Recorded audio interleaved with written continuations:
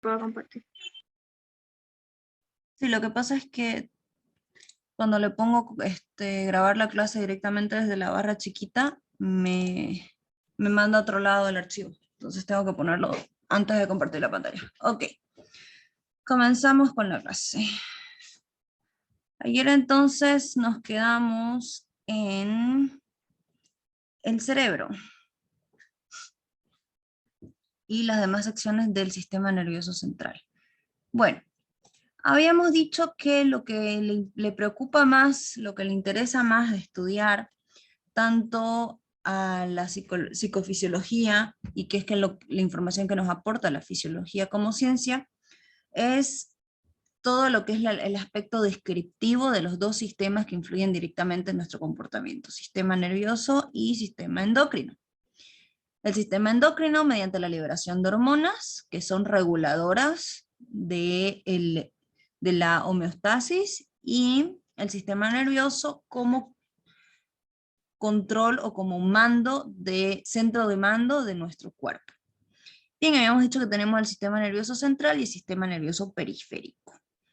El sistema nervioso central entonces viene a ser entendido como también el neuroeje, o que es la estructura anatómica nerviosa, que está protegida por el exoesqueleto en su totalidad, y es el encargado de recibir información del entorno y transmitir respuestas hacia el mismo. El sistema nervioso periférico es todo aquel tejido nervioso que emana de la médula espinal hacia el resto del cuerpo, y nos conecta justamente, el tronco de la vida lo conecta con lo demás. Y tiene dos subdivisiones. Las dos subdivisiones las vamos a ver a continuación. Bien, habíamos hablado de la estructura del sistema nervioso central. El sistema nervioso central está compuesto por el cerebro y sus subdivisiones o las porciones cerebrales, que son las que tienen mayor función. Si bien el cerebro tiene dos porcionamientos cerebrales más, estos son los que tienen más función en nuestro sistema nervioso, porque son los que ejercen funciones principales. Los demás lo que hacen es más que todo como que interconectar y facilitar la comunicación entre los lóbulos. Habíamos dicho que mientras que el cerebro es el jefe de nuestro cuerpo, es el cerebro el que contiene básicamente toda nuestra existencia, nuestra personalidad, nuestra historia de vida, absolutamente todo lo que somos reside en nuestro cerebro. Y se va construyendo, habíamos dicho, hasta los 12 años, mediante todas las redes neuronales que se van tejiendo, y de los 12 a los 21 años aproximadamente, estas redes neuronales se reestructuran, dejando de lado algunas que ya no son útiles para la vida adulta y potenciando las vías comunicacionales entre aquellas redes neuronales que son las que más vamos a necesitar. Por eso, por ejemplo, nos pasa esto de que hasta quinto o sexto de primaria, la matemática puede ser que era un poquito complicada, pero igual lográbamos dominarla. Y pasada esa edad, de pronto la matemática nos resulta chino. Y esto es porque justamente nuestro cerebro ya creó redes neuronales que potenciaban el hemisferio cerebral, que tiene más habilidad verbal que habilidad numérica. Por lo tanto, tu mismo cerebro ya decidió que el razonamiento numérico no es lo más importante, entonces no interconecta tanto la zona responsable del razonamiento numérico. Por eso todos ustedes están en humanidades, porque me imagino que les cuesta un poco la matemática, y a los que no les cuesta, no creo que les guste mucho. Nos Bien. aburre. Sí, así es. Exactamente. Luego dijimos que teníamos el cerebelo, que es el que está en la parte más abajito, donde asienta prácticamente el cerebro, que es el responsable de conectarlo con la columna vertebral, es decir, con la médula espinal. Y este cerebelo básicamente va a ser el responsable del sistema inmunológico y de la coordinación motora. Todo lo responsable, lo relativo, mejor dicho, a la coordinación sensorio-motriz o a la motricidad pura, está ubicada en el cerebelo. Es por eso que, como les decía ayer, cuando existen accidentes donde se lastima el cerebelo, cuando tenemos un niño que ha sufrido el síndrome del shaking baby, tenemos una persona que por lo mínimo va a tener dificultades motrices o puede perder la motricidad por completo.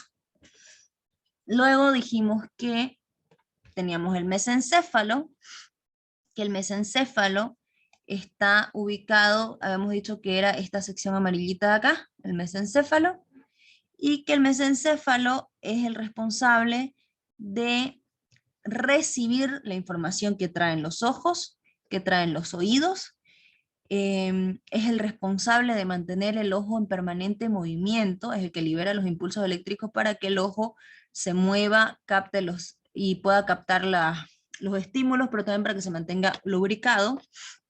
Es por eso que muchas veces, bueno, no muchas veces, pero existe esta situación de persona que se cae del caballo y pierde la visión, y decís, pero ¿cómo va a perder la visión si no se golpeó los ojos, se cayó de cabeza? Y es que justamente al caerse de cabeza, esta sección del cerebro se lastimó.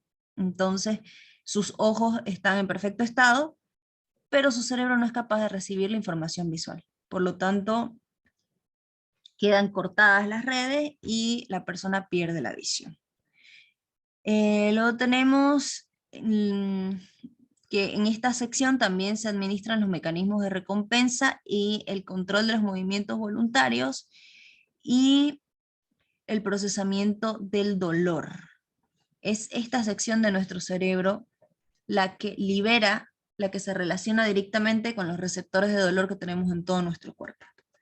Esta sección de tu cerebro, si vos te metes un pedazo de locoto a la boca, se va a activar, porque te va a estar lanzando alarmas a todos lados diciendo, duele, algo duele. Luego tenemos el prosencéfalo, que es conocido también como el primer cerebro, que es la primer porción de cerebro que se forma cuando estamos en gestación en la pancita de mamá. Lo primero que se forma es esto, que es como una pepita, y de esta pepita a esta pepita le sale una colita, que es lo que se va a convertir después en médula espinal, y luego esta pepita se va haciendo cada vez más grande y va desarrollando sus diferentes capas.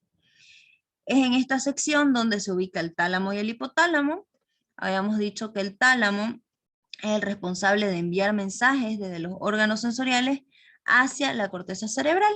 La corteza cerebral va a ser la responsable de todo nuestro razonamiento, todos los procesos racionales y todas las funciones ejecutivas.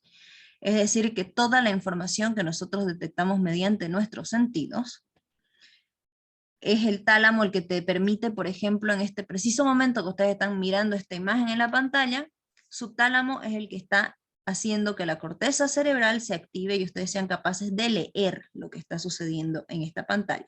Porque ustedes detectan el estímulo visual, perciben que existen letras en su idioma, y su corteza prefrontal asocia con la información que ya está, que reconoce todos los símbolos, entonces pueden leer la información que está disponible. Y luego tenemos... Disculpe que la interrumpe.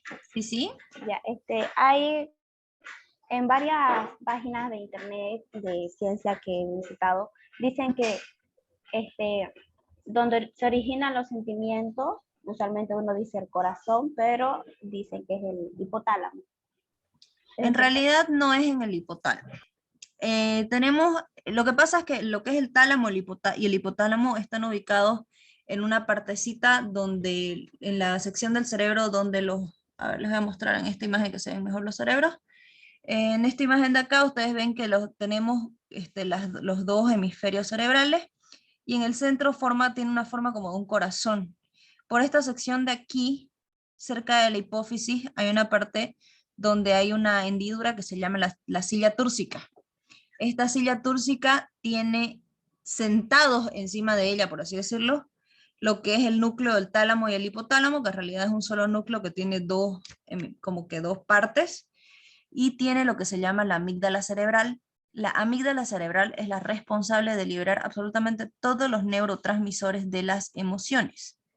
Por eso es que ayer cuando alguien me preguntaba qué pasa con una persona que es muy fría, o que no se la puede entender, o que no entiende sus emociones, o que no las comunica, yo les explicaba que justamente esto tiene que ver con pobres conexiones neuronales en esta sección del cerebro.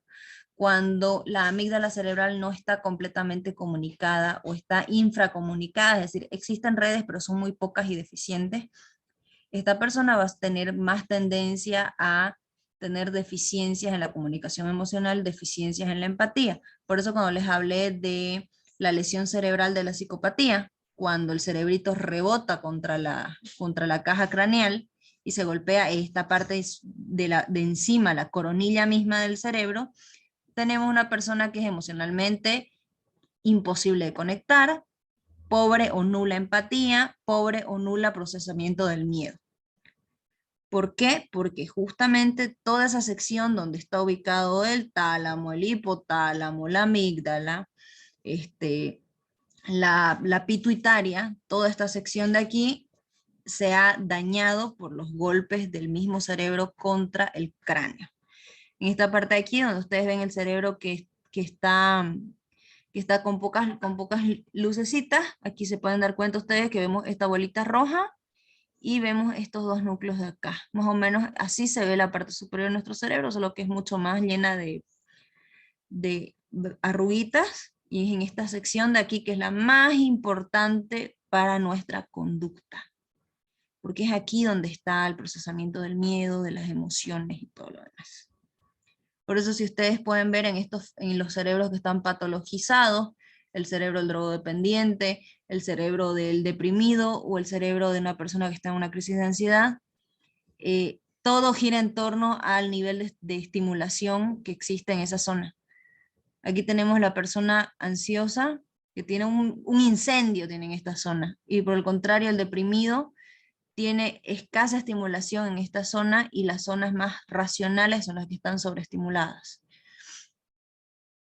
Y en el caso del drogodependiente es como que todos los foquitos se le quemaron directamente. Entonces a eso se refiere. Es la amígdala cerebral la responsable de nuestras emociones, que está pegadita justamente al tálamo y al hipotálamo. Está en la misma sección, como que son 3 siameses. Y luego tenemos la médula. Gracias. De nada, aportó mucho tu pregunta.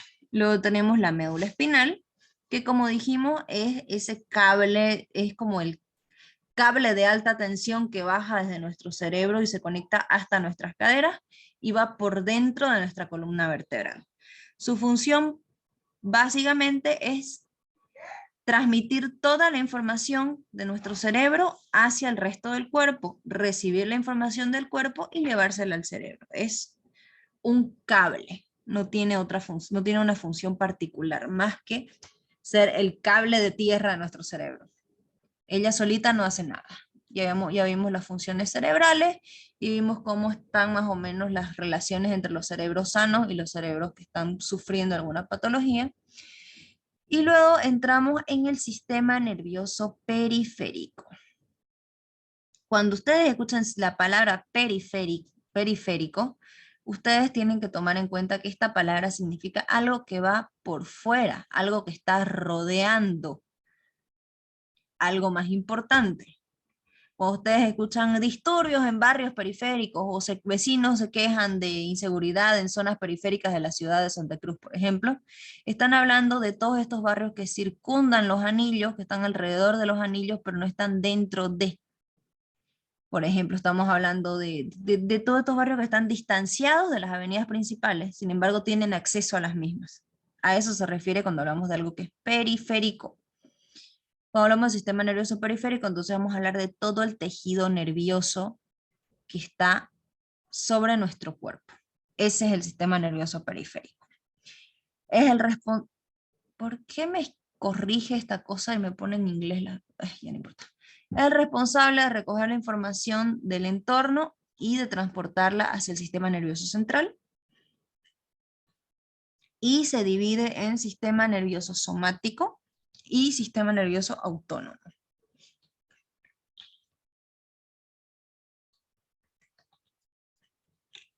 Bien, cuando hablamos del sistema nervioso somático, vamos a decir que está formado por todas las neuronas aferentes o neuronas somáticas. ¿Cuáles son esas?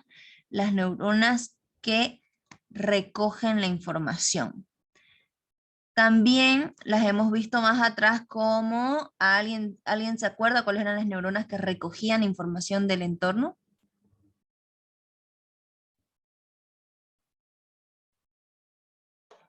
Axonas. Los axones son los que son el pedacito de neurona que transmite la información a la siguiente neurona. Pero ¿se acuerdan que habían 3 tipos de neuronas? Y habían unas que eran las responsables únicamente de recibir la información e introducirla a nuestro cuerpo. ¿Nadie se acuerda? ¿Es sensitivo? Correcto. Las neuronas sensitivas cumplen una función aferente, que viene la información de afuera, por eso es aferente. Cuando tengan que memorizarse estos términos se van a acordar de eso, que aferente es lo que viene de afuera. Entonces, las neuronas sensitivas o neuronas somáticas cumplen función aferente, cumplen función de recoger información y meterla al sistema. Y luego tenemos también las neuronas eferentes, que también forman parte del sistema nervioso somático. Las eferentes son las que sacan la información desde el sistema nervioso hacia el cuerpo. Es decir, son las neuronas motoras, las que dicen, esto hay que hacer a partir de la información que la otra neurona me dio. Y como dice acá, son las neuronas que ejecutan las respuestas.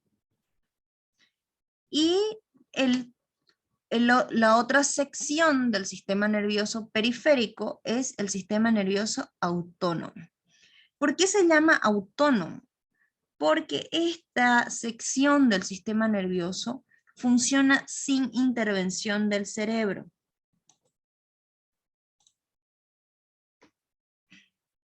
Vamos a ir, me gusta más cómo se ve, así. Bien, esta sección del sistema nervioso funciona sin necesidad de que el cerebro intervenga. Esto tiene que ver con que hay órganos que pueden funcionar liberando sus propios impulsos nerviosos y no necesitan que el cerebro esté permanentemente dándoles la orden de funcionamiento. El sistema nervioso autónomo incluye el sistema cardiovascular, es decir, la circulación de la sangre y el palpitar del corazón, el sistema respiratorio, que de igual manera no se necesita la intervención del cerebro para que los pulmones cumplan con su función de contraerse y expandirse, lo mismo con el corazón, contraerse y expandirse, y el sistema digestivo. El sistema digestivo tampoco necesita que el cerebro le dé la orden. El sistema digestivo tiene sus propias glándulas que lo autorregulan y tiene sus propios impulsos eléctricos que igual lo autorregulan. Bien, este sistema nervioso autónomo se divide en 2 subsistemas. Tenemos el sistema simpático y el sistema parasimpático. El sistema simpático es aquel que se relaciona con la activación y el estado de alerta. Cuando una persona está simpático estimulada, acaba de consumir mucha cafeína, acaba de consumir mucha Coca-Cola, está muy alterada, está muy estresada, se encuentra en peligro, o acaba de consumir alguna sustancia neuroestimulante. Eso puede ser desde bolear hasta consumir metanfetaminas. Todas estas cosas son estimuladoras del sistema simpático. Del sistema autónomo, el sistema simpático se estimula. ¿Qué pasa cuando esto está sucediendo? Los vasos sanguíneos se expanden, se hacen más anchos, el corazón late más rápido, las pupilas se dilatan, los intestinos se contraen, los esfínteres en general se contraen cuando una persona está en este estado. Los pulmones también comienzan a expandirse y distenderse con mayor fuerza, con mayor velocidad, porque estamos entendiendo que necesitamos escapar en cualquier momento. Entonces el cuerpo necesita estar mucho mejor oxigenado para estar más alerta. Cuando llega a sesión, y ya me ha pasado un par de veces, tengo pacientes que me dicen es que me vienen todo el tiempo ataques de pánico, Primero yo me preocupo severamente, porque los ataques de pánico son situaciones en las que tu sistema simpático toma absolutamente todo el control de tu cuerpo. El sistema simpático está completamente, no vamos a decir que está estimulado, en este momento está en modo dictador tu sistema simpático y coopta por completo el cuerpo cuando existe un ataque de pánico. Y por lo general mis pacientes nombran ataque de pánico a las crisis de ansiedad, son diferentes. ¿Cuál es la diferencia? Cuando una persona está preocupada, está asustada o está estresada o está angustiada, por el motivo que sea, su cerebro comienza a producir algo que se llaman pensamientos rumiativos. ¿Qué son los pensamientos rumiativos? El estar, ¿saben lo que es rumiar? ¿Les suena la palabra rumiar o rumiante? Licenciada, disculpe, ¿lo puede volver a repetir? Es que se me fue la internet en un momento. Bien, la palabra rumiar o rumiante, ¿les suena? ¿La escucharon en algún lugar? No. No. ¿No? Ya, los animales, se llama a las vacas, a los burros, a las, ¿cómo se llama? A todos estos animales de granja que comen pasto, se les llama animales rumiantes. Principalmente las vacas, porque las vacas como tienen 3 estómagos y uno de sus estómagos está como que en el esófago, están permanentemente haciendo esto. Eso es rumiar, estar masticando algo que ya está digerido, pero ellos lo siguen masticando. Y los pensamientos rumiativos justamente tienen que ver con eso, con que tu mente da vueltas y vueltas y vueltas y vueltas sobre lo mismo.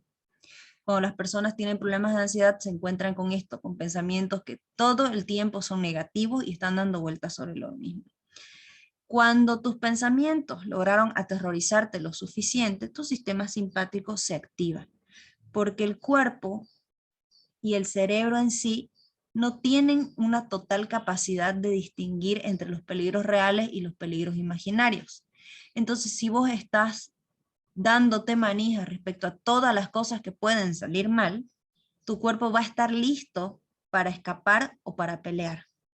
Indistintamente de que estés sobre tu cama muy cómodamente con tu almohada y solamente le estés dando manija a tu cabeza, o que estés realmente en un peligro terrible caminando por la calle a las 12 de la noche en una zona roja.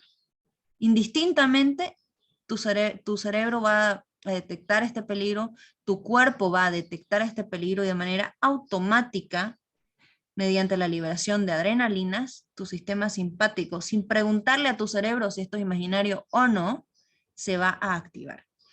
Y cuando esto se activa y comienza a acelerarse mucho la producción de adrenalina, te pasa esto de que se acelera el corazón, se dilatan las pupilas, comienzas a respirar más rápido y bla, bla, bla, bla.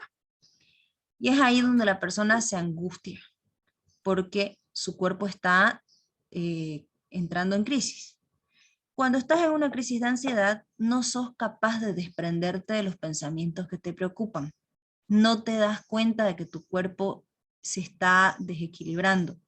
Una persona que tiene problemas de ansiedad, por lo general va a desarrollar serios desajustes digestivos, constipación, colon irritable, todas las comidas le caen mal, porque tu sistema simpático está diciéndole al sistema digestivo, no trabajes porque gastas energía que yo necesito para escapar. Entonces, la ansiedad daña muchísimo el sistema digestivo. ¿Cuándo es un ataque de pánico y no un ataque de ansiedad?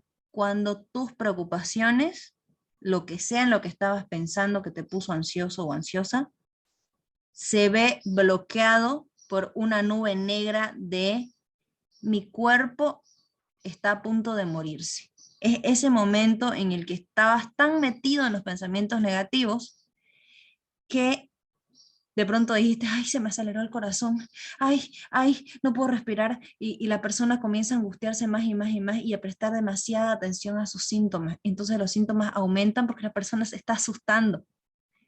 Y ahí se forma un ciclo serio en el que la persona pierde completamente el control porque realmente siente que se va a morir y su cuerpo no se esfuerza en demostrarle lo contrario. porque tu corazón late tan rápido que te duele el pecho, entonces te cuesta respirar porque tus pulmones también están distendidos, porque en teoría deberías estar corriendo a 100 por hora, porque tu cerebro está en modo debería escapar. Entonces tus pulmones están haciendo todo este esfuerzo, y todo este esfuerzo comprime a tu corazón contra el esternón. Entonces es toda una pelea al interior de tu cuerpo, y obviamente va a colapsar todo y la persona va a sentirse demasiado mal. Personas que mueran por ataques de pánico son demasiado pocas. Son muy, muy, muy poquitas, y por lo general son personas que arrastraban problemas cardíacos. Entonces, una persona que tiene problemas cardíacos y que se produce este nivel de estrés tan alto por estar sobrepensando las cosas, se genera así solo un infarto. Entonces, ¿puede llegar a morir? Sí, pero estoy casi segura que no es ni el 2% de las personas que sufren ataques de pánico. El 98% de las personas que sufren ataques de pánico sufren todos sus síntomas hasta que o bien se desmayan o bien aparece alguien que les ayuda a tranquilizarse. O bien son llevados a emergencias, y en el preciso momento en el que los médicos le toman todos sus valores y le dicen, no, no, pero usted está bien, tiene que calmarse, está muy nervioso, como se lo dice el médico, se lo dice el de la ambulancia, entonces la persona recién consigue comenzar a recuperar el control y recuperar la cordura de decir, ah, ya, no me estoy muriendo. Solamente me sentía de esta manera.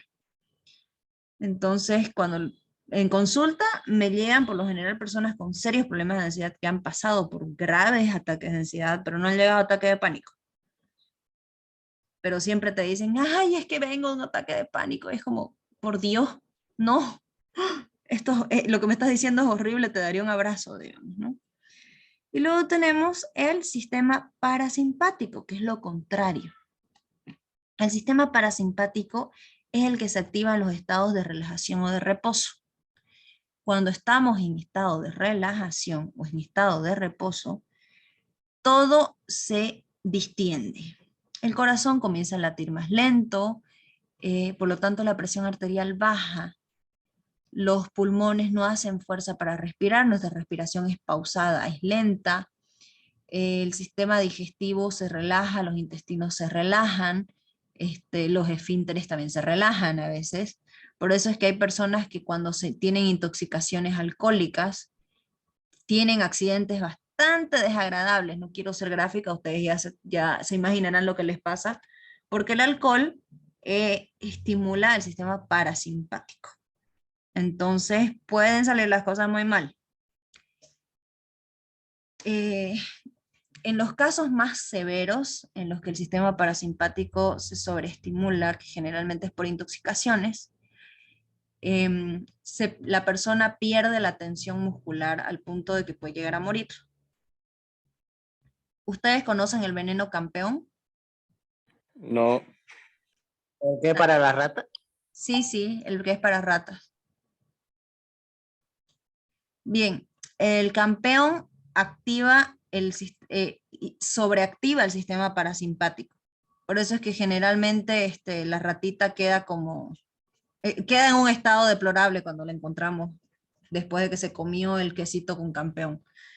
Cuando igual a los animalitos, mucha gente mala le da este mismo veneno a los gatos, cuando hay sobrepoblación de gatos. Y el gato, al ser un animal grande con relación a una rata, tarda mucho más en morir. Y ahí nosotros podemos ver cómo su sistema parasimpático va apagándole la vida a poquito al animalito, porque esta toxina justamente hace esto. Lo mismo, varias neurotoxinas activan el sistema parasimpático al punto que la tensión muscular, ¿se acuerdan lo que les dije de la tensión muscular? Que si se sostiene, mantiene el cuerpo funcionando, pero si se distiende demasiado, el diafragma es demasiado pesado para levantarse solo, entonces la persona pierde fuerza y no puede ni respirar, y el del corazón se detiene. Esto sucede cuando el sistema parasimpático está sobreactivado. Preguntas hasta aquí, porque aquí vamos a hablar de otras cositas.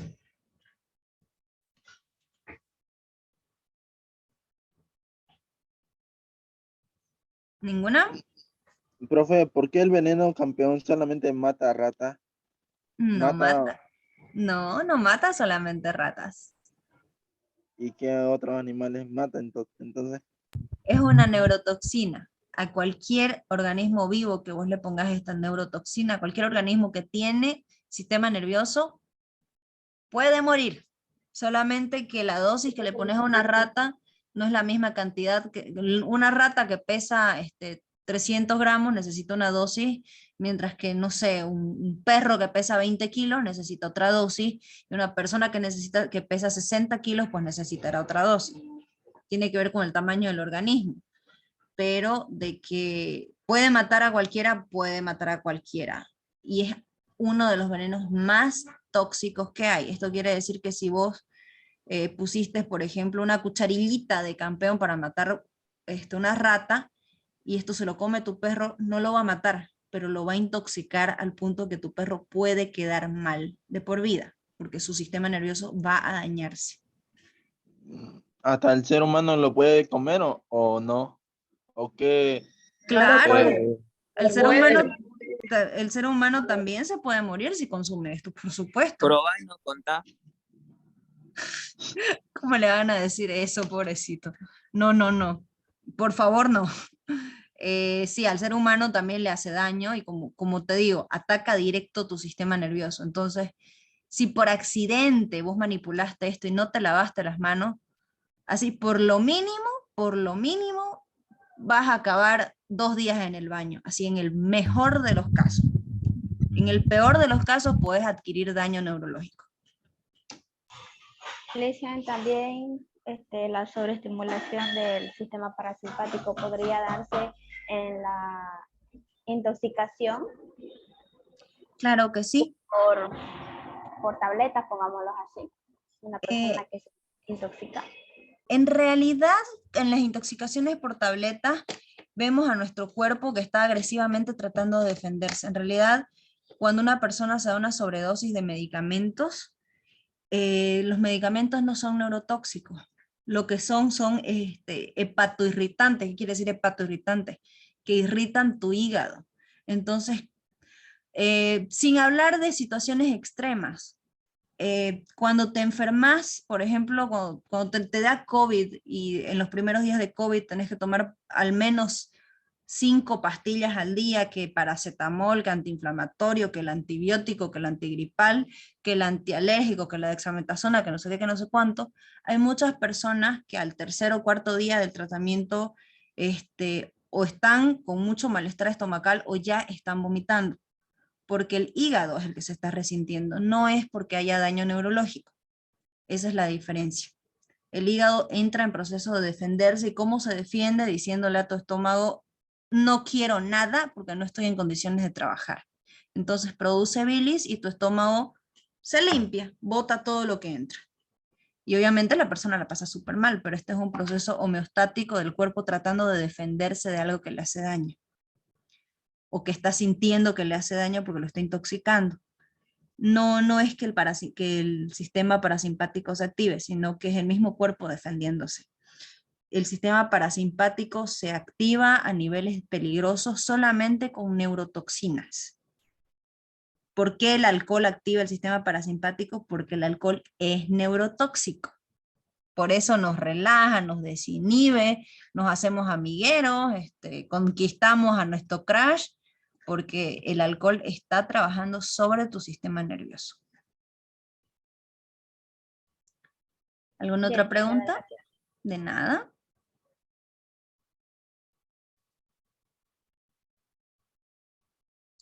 Bien, entonces queda claro, ¿no? Que el sistema simpático en realidad no es el buena onda y el parasimpático es el de la relajación.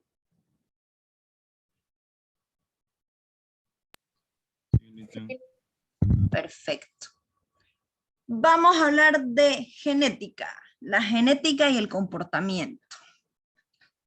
Bien, cuando nosotros vamos a hablar de genética, vamos a hablar de 2 factores que son los que son el tipo de información que carga nuestro ADN. Nuestro ADN carga genotipos y fenotipos.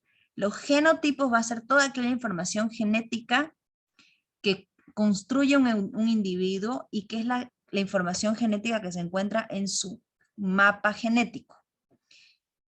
Esta información genética es la que trae cosas como trastornos mentales, cosas como el sexo de la persona, cosas como predisposiciones a enfermedades, predisposiciones temperamentales, todo aquello que está dentro de tu mapa. La combinación cromosómica que es la que te construye. Por eso aquí vemos dos cadenas de ADN, yo las puse intencionalmente de dos colores diferentes, porque cada cadena de ADN es única. Por más que seamos hermanos, por más que seamos relación madre-hija, padre-hijo, madre-hijo, ustedes han visto que en las pruebas de paternidad siempre dice 99% de coincidencia. No existe 100%, porque ese 1% es lo que te va a diferenciar de tus padres, genéticamente. Ese 1% es lo que cambió en tu combinación genética.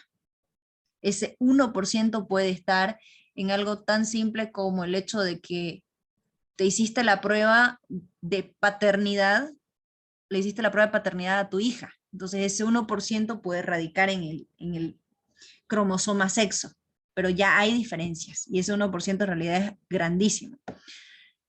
Y luego tenemos el fenotipo, que el fenotipo van a ser todas esas características genéticas que son evidenciables, que son visibles. El fenotipo es el que hace que digamos, ¡ay, mira, tiene la nariz de su padre! Estamos hablando de fenotipos. Todo lo heredable que es observable. Color de ojos, color de piel, tipo de cabello, timbre de la voz, que si sos más o menos delgado, que si sos más o menos velludo, que como tu padre, que como tu madre, que como tu abuela. Todo esto son los fenotipos. Y todo esto es lo que nos aporta la información genética.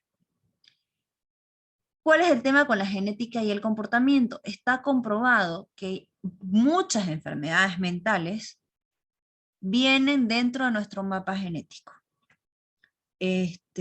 Por ejemplo, la lesión cerebral, recuerdan que cuando hablamos de esto de aquí, habíamos hablado que la psicopatía tiene que ver con lesiones cerebrales, la esquizofrenia también tiene que ver con una lesión cerebral.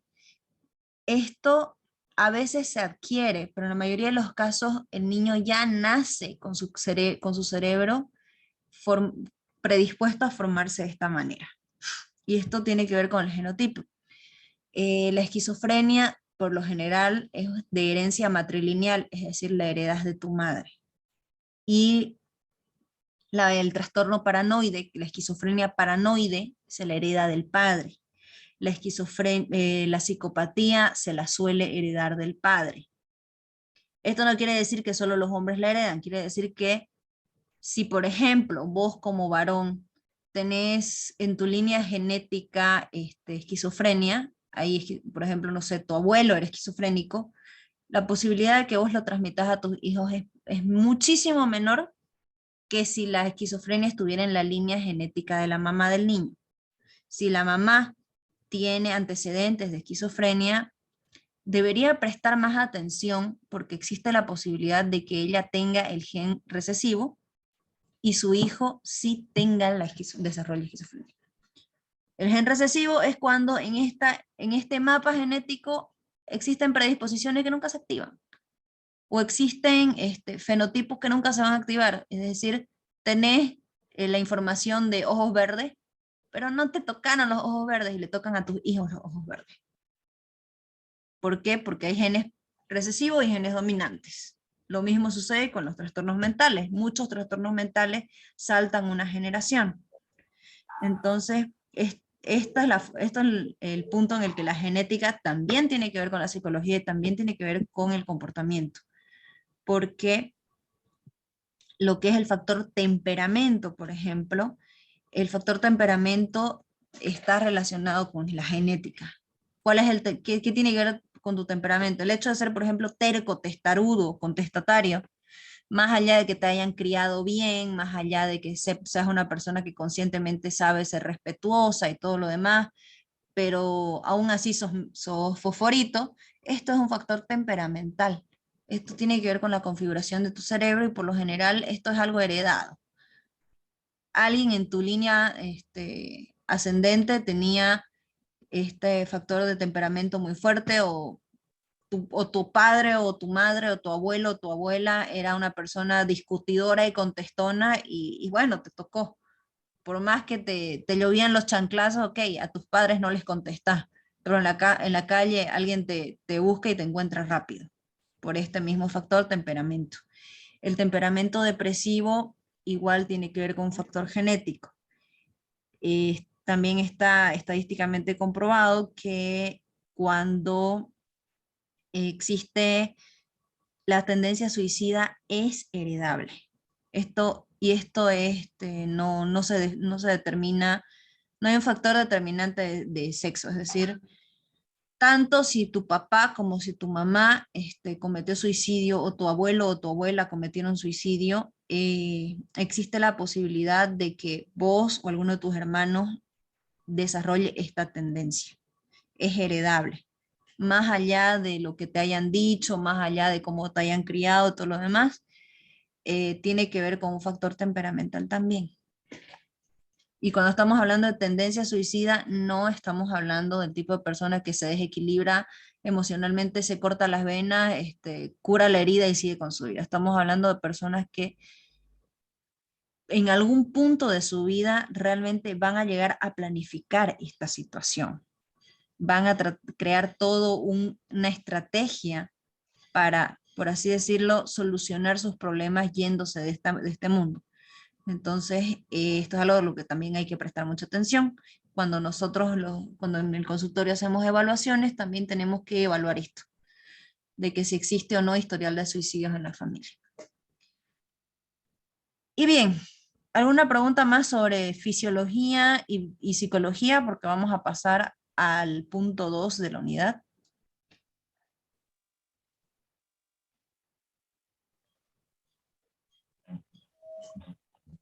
Licenciada, ¿cuál sería el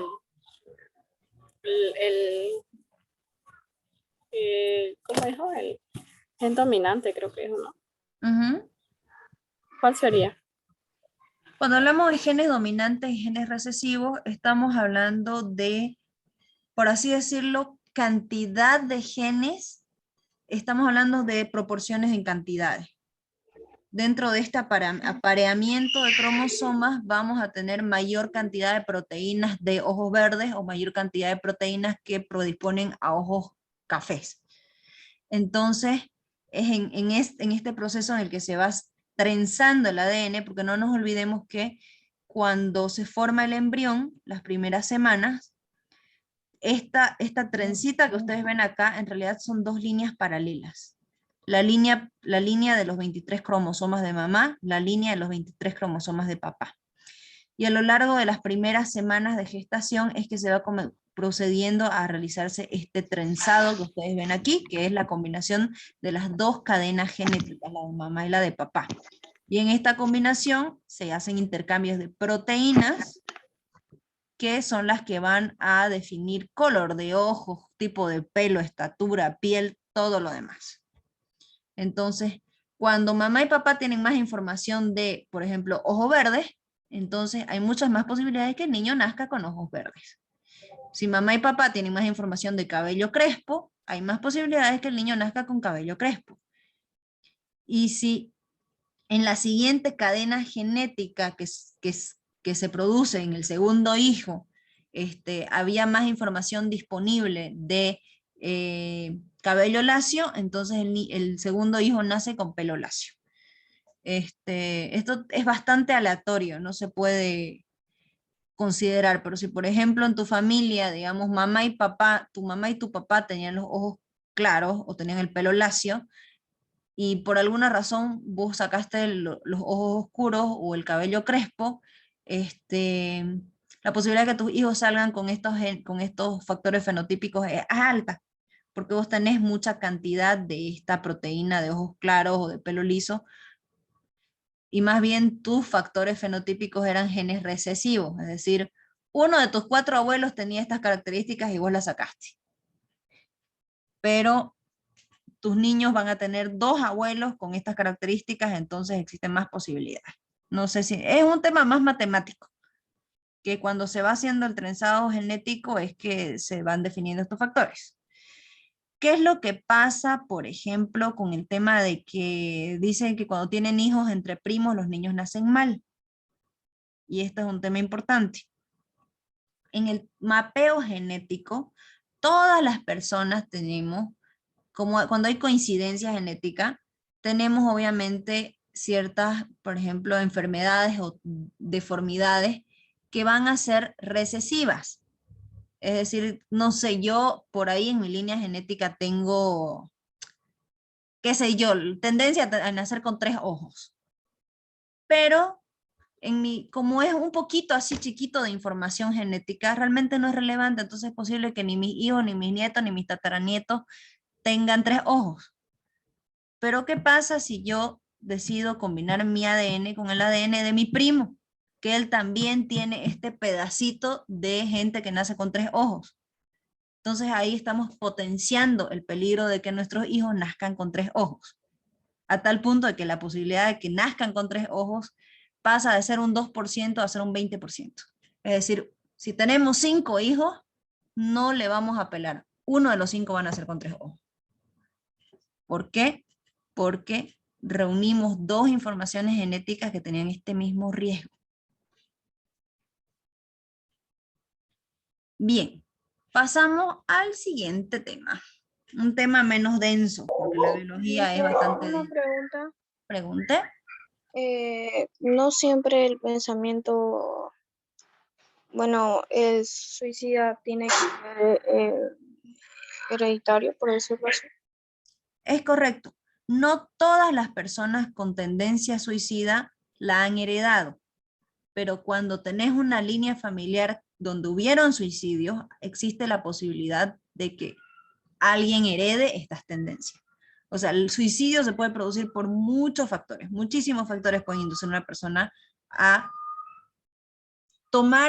tener este tipo de ideas. Ya tomar la decisión es un paso mucho más grande, pero tener este tipo de ideas está asociado a demasiadas situaciones en la vida de la persona. Sin embargo, uno de los factores de riesgo está el de herencia, así como está trastornos mentales, drogodependencia, problemas de ansiedad, riesgo social, etc. Hay muchos factores, pero uno de ellos está el de herencia. Es decir, no siempre pasa que si hubo suicidio en la familia pueda volver a suceder, no siempre sucede, pero es un riesgo que ya hay que tomar en cuenta. Porque ahí hay un tema de heredar en sí, lo que heredas es la predisposición a no poder regular las emociones negativas. Y en consecuencia la persona, ¿qué es lo que te dice una persona que está considerando suicidarse o que ya decidió hacerlo? Es una persona que te dice, ya no quiero lidiar con esto, ya no lo aguanto, quiero que se acabe. Quiero que se acaben esas ideas negativas en mi cabeza, quiero que se acabe mi sufrimiento y no le veo otra solución. Es básicamente esto lo que está de trasfondo en una persona que comete un suicidio. ¿Alguna otra pregunta, alguna otra duda? Listen, y si lo mismo ocurre en el caso de que, por ejemplo, una persona haya tenido un familiar psicópata o con tendencias de haber asesinado o agresividad, lo mismo puede Sí, pasar en otras sí, sí, generaciones. sí, sí. El tema de la agresividad es un factor temperamental, es el descontrol ante las emociones negativas. O sea, así como el factor depresivo es una persona que se agobia con las emociones negativas, la agresividad es una persona que explota ante emociones negativas. Entonces, igual, existe una predisposición genética a que de padres agresivos surjan niños agresivos, aunque los niños hayan sido separados y no hayan sido criados en el ambiente. Existe una tendencia temperamental a eso. Con la psicopatía ya habíamos dicho que es heredable del papá. La línea patrilineal es la que te aporta la lesión cerebral de la psicopatía. Es decir, una madre psicópata difícilmente traiga al mundo un niño con un cerebro psicópata. Ahora, cómo lo cría es otra cosa. Pero un padre psicópata es posible, muy posible, que traiga al mundo a un bebé que tenga un cerebro psicópata. volvemos a hacer énfasis, cómo es criado este niño va a cambiar muchas cosas. Un niño que tiene un cerebro psicópata es perfectamente capaz de ser un ciudadano común y corriente que no le hace daño a nadie, o un asesino serial desalmado. Y todo esto va a tener que ver mucho con la crianza. Y eso lo vamos a ver ahorita en este tema de las bases sociales de la conducta. Dicen, ¿Sí? y si ni siquiera el padre y la madre son psicópatas, pero el chico luego se tiene esa mentalidad. Está aquí. Es algo social, es algo adquirido. Es decir, ni mamá ni papá son unas personas desalmadas, ni mamá ni papá son deshonestos, ni mamá ni papá son manipuladores, pero mamá y papá son extremadamente cariñosos, extremadamente dulces y miedosos, al punto que nunca le pusieron límites a su hijo. Por lo tanto, el niño le salió como le salió.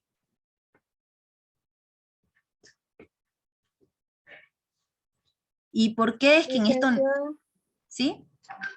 después que termine. Ok.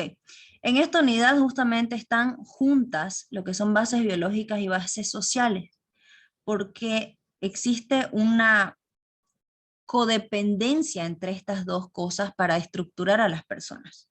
Nosotros traemos al mundo cerebritos que tienen, por así decirlo, ciertos trazos que ya están en su forma de estructuración. Pero mediante la crianza es que nosotros vamos a realmente, como habíamos hablado del tema de la estimulación, vamos a producir conexiones neuronales que permitan que tengamos niños que se conviertan en adultos funcionales o niños que se conviertan en adultos disfuncionales. Y esto va a tener que ver con, ok, te entregaron un niño que tiene una lesión cerebral que lo va a predisponer a la psicopatía porque es así, porque su cerebro tiene escasas conexiones alrededor de la amígdala cerebral. Está bien, perfecto. ¿Qué hacemos con esto? Este niño, recuerdan lo que les dije de la empatía versus habilidades sociales. Es decir, podemos tener un niño que va a tener una pequeña tendencia a ser un sinvergüenza, o a ser impulsivo, o a ser manipulador. La tendencia va a estar. Pero si mediante la crianza este niño aprendió a que vos podés manipular todo lo que querrás, y aún así no te van a dar el gusto si no es lo justo, si no es lo necesario. Entonces eventualmente esta estrategia que es innata, que ya está ahí, que es propia de tu existencia, la vas a desechar. El niño va a probar, intentar manipular, pero va a ver que no le funciona, entonces va a dejar de hacerlo. El niño va a tener tendencia a ser agresivo y matarse de risa después de haber hecho daño, pero en el momento que entienda de que el hacer daño conlleva a consecuencias negativas para él, o sea, vos lo vas a entrenar a este niño.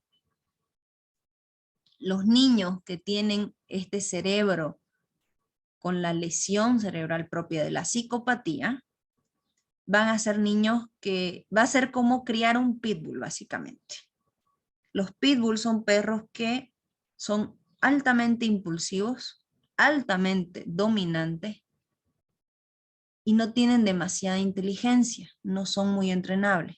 Un psicópata es una persona altamente manipuladora, escasamente empática, y por lo tanto tiene poca inteligencia emocional. La inteligencia emocional es el poder entender y hacerte entender emocionalmente. No es que sean tontos, es que emocionalmente no hablan el idioma. Entonces tenés que entrenarlos. Si vos tenés un perro pitbull en tu casa, vos tenés que ponerle límites muy claros y tenés que tenerlos jerarquizados para que este perro no te jerarquice a vos. En casa solamente manda uno, o el perro o el dueño. En casos de pitbulls o de doberman o de animales violentos, si el dueño le tiene miedo a su perro, este perro se lo va a comer algún día. Con las personas que tienen cerebros con estructuración psicópata puede suceder algo parecido. Si vos le tenés miedo a tu niño, este niño eventualmente va a dominarte. ¿Por qué? Porque tiene tendencia dominante. Porque es parte porque su cerebro está formado así. Por eso es que en esta unidad se ven bases biológicas y sociales de manera simultánea, porque se nutren las unas a las otras. Nosotros mediante la crianza estamos estimulando permanentemente.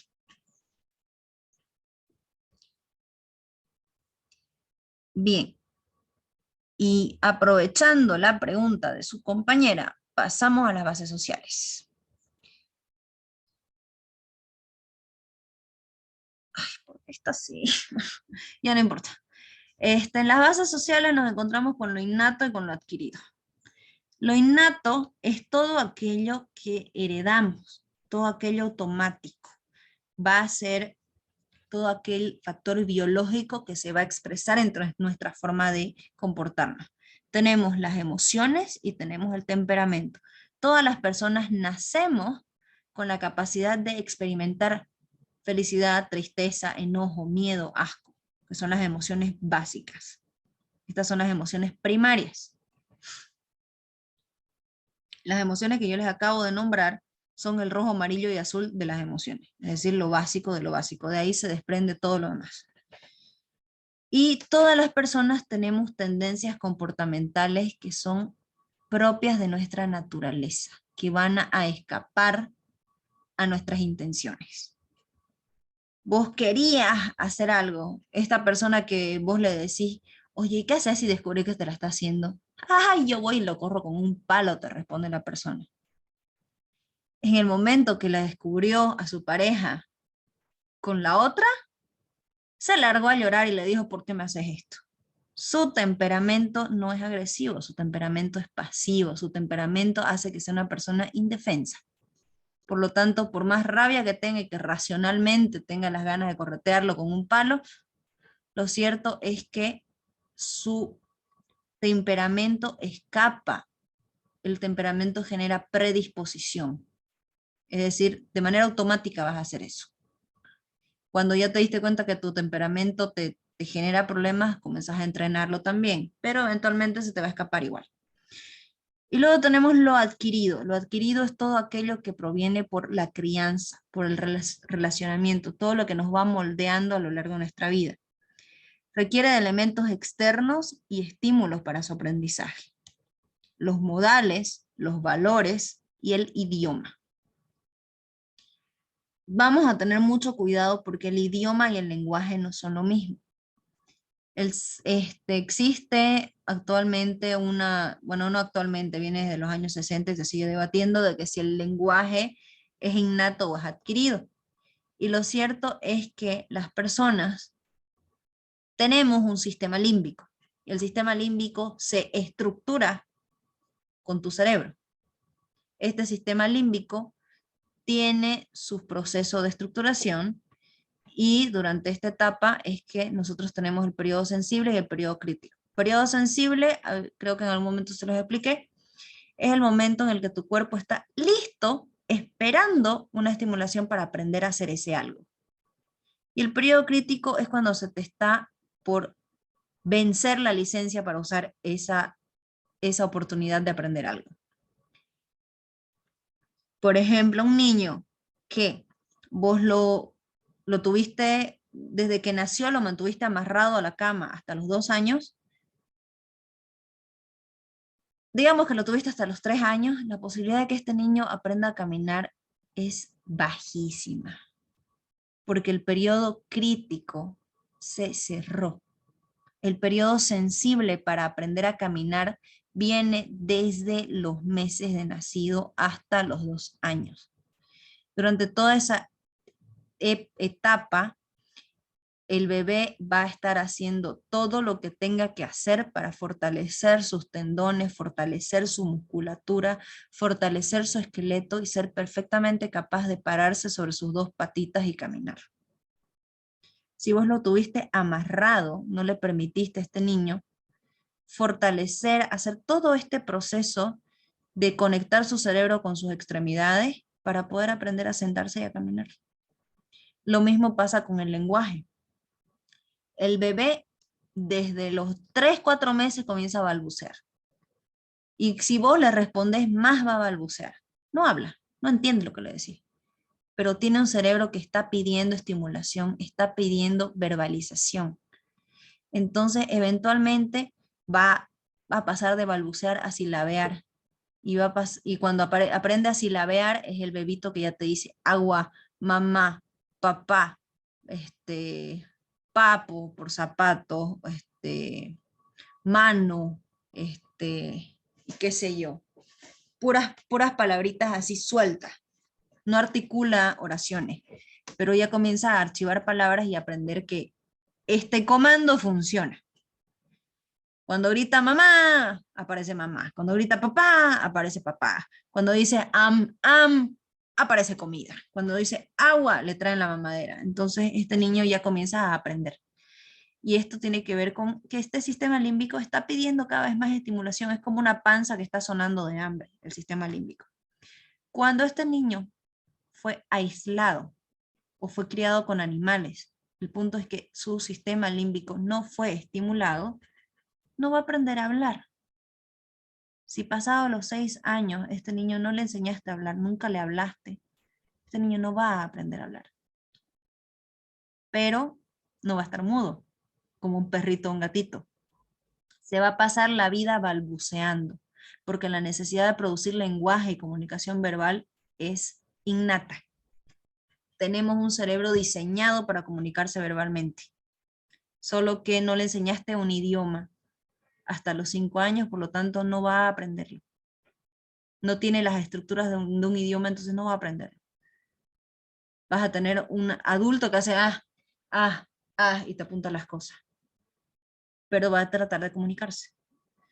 En el texto ustedes tienen un corto relato de la niña animal, que fue lo que les comentaba la otra vez, que es una niña que la rescataron con 11 años, estuvo encerrada muchísimo tiempo y esta niña no habló y no va a hablar. Pero tampoco es como que sea muda. Lo mismo pasa con los valores, con los modales. Los modales y los valores es algo que adquirimos al igual que el idioma. Cuando tenemos un niño que la mamá habla inglés, el papá habla español, el niño va a llegar a los 5 años hablando perfectamente los 2 idiomas y siendo capaz de pensar en los 2 idiomas. Pero una vez que nosotros ya creamos las bases lingüísticas, es decir, sabemos hablar español, a la edad que sea vos podés aprender otro idioma y tu cerebro lo va a recibir porque ya conoce la lógica del idioma. No es que hasta los 5 años no aprendiste inglés, no lo vas a aprender más. ¿Qué hora es? Ahí ya. El proceso de socialización, con eso terminamos la clase de hoy. El proceso de socialización la socialización va a ser la adaptación progresiva que nuestro cerebro produce ante el entorno. El medio ambiente, el medio social, te estimula de manera permanente. Y tenemos los agentes de socialización, que estos van a ser el medio, es decir, ¿qué es lo que estimula tu cerebro? ¿Qué es lo que estimula la adaptación? Los agentes de socialización. El proceso de socialización, chicos, es un proceso constante. El bebito balbucea porque el bebito necesita socializar. El bebito sabe, o la naturaleza sabe, que un ser indefenso tiene que hacer mucha bulla para ser tomado en cuenta y ser cuidado. Entonces los seres humanos somos animales sociales por definición. De que la socialización para vos sea más o menos cómoda, tiene que ver más que todo con factores de crianza, en el sentido de, te criaste en una casa demasiado numerosa, por lo tanto te sentís más cómodo con grupos grandes de amigos, o por el contrario, te criaste en una casa demasiado numerosa, pero demasiado problemática. Por lo tanto, te sentís más cómodo en grupos pequeños, y sos alguien que dice, prefiero calidad en lugar de cantidad de amigos. Pero igual, tenés un círculo social consistente. Una persona que no tiene un círculo social, una persona que no desarrolla un círculo social, aunque sea de 2 amigos o de 2 personas, va a tener, la tendencia depresiva va a ser altísima. Esta pandemia, el confinamiento, las clases en línea, me ha causado disturbio con los adolescentes, pero disturbios severos. He tenido desfile de adolescentes en el consultorio, todos deprimidos, porque no están socializando. hay algo maravilloso con el colegio, que ustedes ahorita bueno, posiblemente ustedes ya lo descubrieron, pero si hubieran estado en clases presenciales no se hubieran dado cuenta de esto, que el colegio le permita a los chicos exponerse a un ambiente de socialización que es mucho más estimulante que la familia. ¿Por qué? Porque la familia es altamente estimulante hasta los 5 años, cuando necesitas que te cuiden, que te atienden y que te supervisen. Pero pasada esta etapa, cuando solamente necesitas supervisión y protección, y los cuidados sos capaz de hacerlos vos, es decir, ¿cuáles son los cuidados? Los cuidados son ropa limpia y seca, comida saludable y nutritiva, hidratación y supervisión de la salud. A eso es a lo que vamos a referirnos cuando hablamos de cuidar. Cuidar a alguien es estar permanentemente velando por su bienestar y principalmente por su salud, ya sea mental o física. La protección va en el ámbito emocional. La protección es el comprender y el estabilizar. Pasados los 5 o 6 años, el niño ya es más o menos capaz de estabilizarse emocionalmente. Obviamente que necesita tener un adulto en quien confiar siempre, pero es capaz de lanzarse al círculo de la socialización con sus iguales. El hecho de estar en el colegio significa que tenés estimulación y exigencia de adaptación permanente, porque tus compañeros allá están haciendo un chiste, tus compañeros de allá están haciendo la tarea, tus compañeros de allá están hablando, tus compañeros del paralelo están hablando del examen que vos vas a dar más tarde. Tu amiga, tu amigo te está contando algo importante de su vida, sus problemas. Tu crush está pasando. El profesor que te cae mal está dando clases.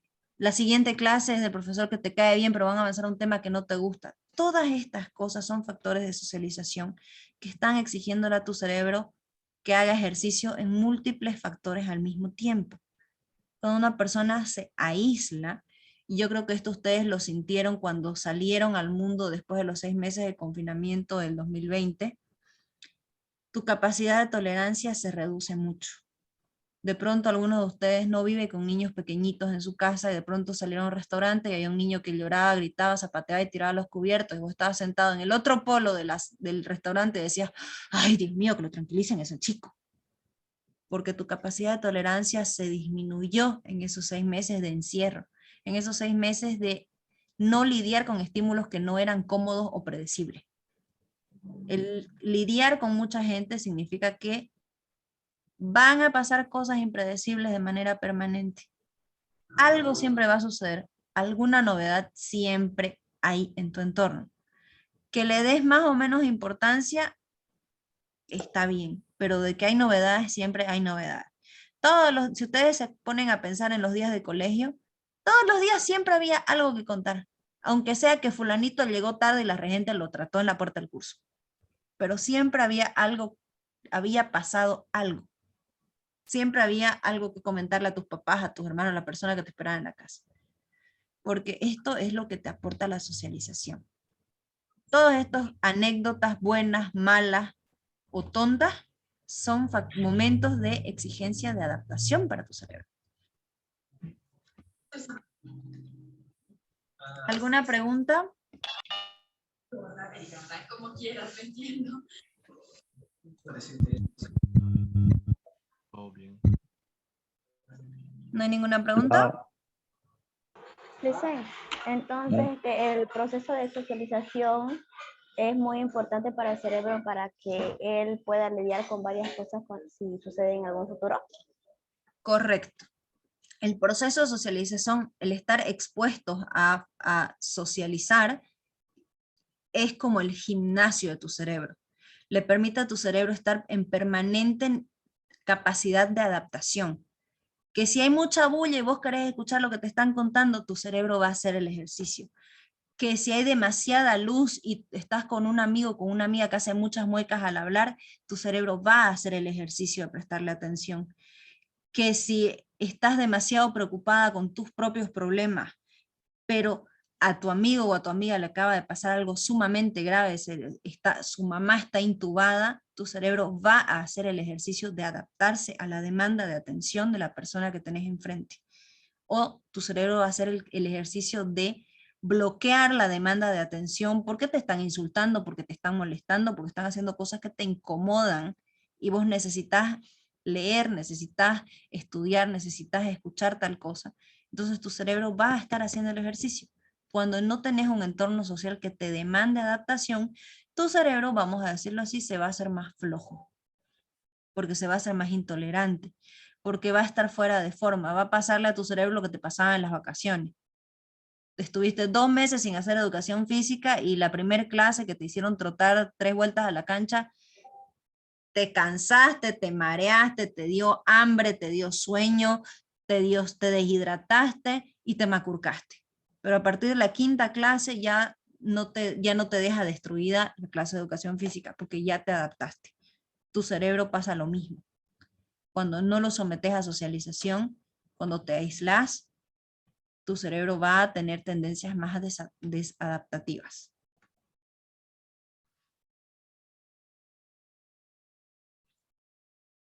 ¿Alguna otra pregunta? ¿Alguna otra duda?